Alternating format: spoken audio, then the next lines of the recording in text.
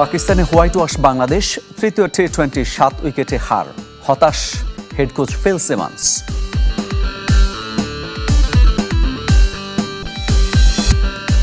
নতুন বোর্ড প্রধানকে সহযোগিতার আশ্বাস ক্রীড়া উপদেষ্টার, পদ অপসারণের বৈধতা চ্যালেঞ্জ করে ফারুক আহমেদের হাইকোর্টের রিট। সংস্কার পর প্রথমবার জাতীয় স্টেডিয়ামে ফুটবলারদের অনুশীলন, আজ ঢাকায় আসবেন হামজা চৌধুরী। ব্যর্থতার বৃত্তে বন্দী বাংলাদেশ ক্রিকেট দল। লাহোরে হোয়াইট ওয়াশ এড়াতে পারল না লিটনরা। পাকিস্তানের বিপক্ষে সিরিজের তৃতীয় ও শেষ টি-20তে হারল 7 উইকেটে। ইমন তানজিদের ঝড়ো ব্যাটিংয়ে 196 রান করেও বাজে বোলিংয়ের খেসারত দিতে হলো টাইগারদের। হারিসের সেঞ্চুরিতে 16 বল হাতে রেখে স্বাচ্ছন্দ্যেই ম্যাচ জিতে নেয় পাকিস্তান। হারের পরও বলতে হয় লিটন দাস যেন হাফ ছেড়ে বাঁচলেন। অন্তত কিছুদিন দম নেয়ার সুযোগ পাবেন ক্লান্ত অধিনায়ক। টি-20 ক্যাপ্টেন হিসেবে দায়িত্ব নেয়ার পর দুটো সিরিজ খেলে দুটোতেই তিক্ত অভিজ্ঞতা। সংযুক্ত আরব আমিরাতে প্রথম ম্যাচটায় জয় দিয়ে শুরু করেছিলেন, তবে এরপর আর জয়ের মুখ দেখা হলো না। আমিরাতে সিরিজ হারের পর পাকিস্তানে 3 ম্যাচ সিরিজে হোয়াইট ওয়াশ টাইগার বাহিনী। লিটনের টস ভাগ্য একই রকম। টানা 6ষ্ঠ ম্যাচে হারেন টস। লাহোরে হোয়াইট ওয়াশ এড়ানোর লড়াইয়ে টস হেরে ব্যাটিংয়ে নামে বাংলাদেশ। এদিন উড়ন্ত সূচনা এনে দেন পারভেজ ইমন আর তানজিদ তামিম। দীর্ঘদিন পর শতঊর্ধ্ব জুটি উপহার দেন টাইগার ওপেনার। আগের 2 ম্যাচে শুরু থেকে তামিম আক্রমণাত্মক থাকলেও এদিন ছিলেন ইমন। শুরুটা দেখে শুনে খেলেন তানজিদ, তবে প্রতিপক্ষ বোলারদের শাসন করেন আরেক বাঁহাতি। বাউন্ডারির উপর খেলেন ইমন, 50 তুলে নেন 27 বলে। সঙ্গ দেয়া তামিমও এগুচ্ছিলেন একই পথে, তবে ফাহিম আশরাফের শিকার হয়ে 32 বলে 42 করে থামতে হয়েছে তাকে। লিটনকে নিয়ে এগিয়ে যাওয়ার পরিবর্তে ভুল করে বসেন ইমন। সতীর্থের বিদায়ের পর খুব বেশিক্ষণ টেকেননি। 34 বলে 66 রান আসে তার ব্যাট থেকে। এরপর লিটন দাস ও তাওহিদ হৃদয় চেষ্টা করেছেন রানের চাকা সচল রাখতে, এতে সফলও ছিলেন তারা। তবে 22 রানে লিটন আর 25 রানে হৃদয় ফিরলে শঙ্কা জাগে বড় স্কোর না পাওয়ার। তবে শেষ দিকে জাকের আলী অনিকের ক্যামিওর উপর ভর করে 196 রান জমা করে স্কোরবোর্ডে।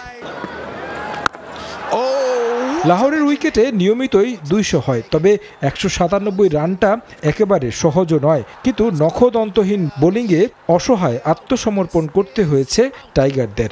শুরুতে মিরাজ সাহেবজাদাকে তুলে নিলেও সাইম আইয়ুব ও মোহাম্মদ হারিস মিলে গড়েন 92 রানের জুটি। ম্যাচ অনেকটা পাকিস্তানের পক্ষে রাখেন 2 ব্যাটার, তবে সাইম আইয়ুব ফিরেন 45 রানে। এরপর হাসান নওয়াজ আর হারিস মিলে ম্যাচটা বাংলাদেশের নাগালের বাইরে নিয়ে যান। সেঞ্চুরি করেন হারিস, 13 বলে নওয়াজ করেন 26 রান। শেষ দিকে সালমান আলী আগাকে নিয়ে দলকে জয়ের বন্দরে নোঙ্গর করেন হারিস। অপরাজিত থাকেন 107 রানে। 16 বল হাতে রেখেই জয় নিশ্চিত করে পাকিস্তান। টেস্ট সিরিজে হোয়াইট ওয়াশের প্রতিশোধ পাকিস্তান নিল টি-20 সিরিজ জিতে। ম্যাচ ও সিরিজ সেরা মোহাম্মদ হারিস। অল্প সময়ের দায়িত্বে জাতীয় দলের পারফরম্যান্স আবার ফিরিয়ে আনাই প্রথম চ্যালেঞ্জ বিসিবি সভাপতি আমিনুল ইসলাম বুলবুলের। একই সঙ্গে ক্রিকেট কাঠামো বিকেন্দ্রীকরণও থাকবে তার প্রাধান্যের তালিকায়। আন্তর্জাতিক মানের কোচ হতে মুশফিক রিয়াদরা যোগাযোগ করছেন বোর্ড সভাপতির সঙ্গে। বাংলাদেশে নিয়মিত কোচিং কোর্স চালুর ব্যাপারেও পরিকল্পনা আছে বুলবুলের। পাশাপাশি ফোকাস থাকবে বিপিএলও। রোববার যুব ও ক্রীড়া উপদেষ্টার সঙ্গে সাক্ষাৎ করেছেন বিসিবি বস। ক্রীড়া পরিষদের পরিচালক মনোনীত হয়ে ক্রীড়া উপদেষ্টার সঙ্গে প্রথম বৈঠক আমিনুল ইসলাম বুলবুলের। সৌজন্য সাক্ষাৎ হলেও ঘুরে ফিরেই তাদের আলোচনায় প্রাধান্য পেয়েছে ক্রিকেটের সাম্প্রতিক পরিস্থিতি এবং তার উন্নয়ন। বাংলাদেশ দলের বাজে পারফরমেন্সের খেসারত গুনেছেন সদ্য বিদায়ী সভাপতি ফারুক আহমেদ। দায়িত্ব নিয়ে এ জায়গায় বুলবুল ফোকাস করতে চান সবার আগে। একই সঙ্গে তার প্রাধান্যের তালিকায় ক্রিকেট কাঠামোর বিকেন্দ্রীকরণ। দেশব্যাপী সবাইকে কিভাবে ক্রিকেটে সম্পৃক্ত করতে পারি। আপনারা জানেন যে আমরা আইসিসিকে আমরা প্রতিশ্রুতি দিয়েছিলাম 2000 সালে যখন আমরা টেস্ট স্ট্যাটাস পাই যে আমাদের ক্রিকেটকে ডিসেন্ট্রালাইজ করব, সেটা আজ পর্যন্ত আমরা করতে পারিনি। ইনশাআল্লাহ আমাদের প্রথম কাজই হবে ক্রিকেটটাকে বাংলাদেশের সর্বত্র ছড়িয়ে দেওয়া। ফারুক আহমেদের কমিটি বিপিএল নিয়ে একেবারে লেজে গোবরে পরিস্থিতি তৈরি করেছিল, যদিও সেই কমিটির সদস্য সচিব নাজমুল আবেদিন ফাহিমের দায় এড়িয়ে গেছে এনএসসি। নতুন দায়িত্ব পাওয়া সভাপতিও এ নিয়ে নিশ্চুপ, তবে নতুন কিছু করতে চান ফ্র্যাঞ্চাইজি লিগ নিয়েও। ভালো কিছু পাইনি সেখান থেকে, অবশ্যই আমরা টিকিট বিক্রি করেছি, that is the only thing. আমরা ওটা আমাদের সুনাম বেশি হয়নি, আমরা ওটা থেকে রিকভার করার চেষ্টা করব এবং অবশ্যই বিপিএল আমরা কন্টিনিউ করব এবং আমাদের উপদেষ্য মহোদয় আমাদের অ্যাডভাইস করেছে যে আমরা যেন আরও ব্যাপারটা আরও ছড়িয়ে দিই। তো অবশ্যই আমরা অন্য জেলাতেও এবার বিপিএল করার চেষ্টা করব, তবে আমরা ভালো করে রিস্ক ফ্যাক্টরগুলো দেখব আগে, তারপরে সে সিদ্ধান্তটা নেব। দেশ থেকে আন্তর্জাতিক মানের কোচ তৈরিতেও বুলবুলের আছে পরিকল্পনা। তার সঙ্গে যোগাযোগ করেছেন মুশফিকুর রহিম ও মাহমুদুল্লাহ রিয়াদ। আমরা এটা ট্রিপল সেঞ্চুরি করব। ট্রিপল সেঞ্চুরি এই জন্য বলছি যে 100% ট্রাস্ট, 100% প্রোগ্রাম অ্যান্ড 100% রিচ। বাংলাদেশের রিচ করব 100%, আমরা ট্রাস্ট থাকবে, আমাদের প্রোগ্রাম থাকবে। সো এই ট্রিপল সেঞ্চুরিটি করার জন্য আমাদের ক্রিকেট বোর্ড 3টা প্রোগ্রাম হাতে নিয়েছে। একটা হচ্ছে যে এই যে ক্রিকেট স্পিরিটটাকে আমরা আপলিফ্ট করব। 2 নম্বর হচ্ছে high performance for everything everywhere. High performance বলতে বোঝাচ্ছি নট অনলি প্লেয়ার্স, যারা কর্মকর্তা আছে তাদের কাজটাও যেন হাই পারফর্মিং হয়।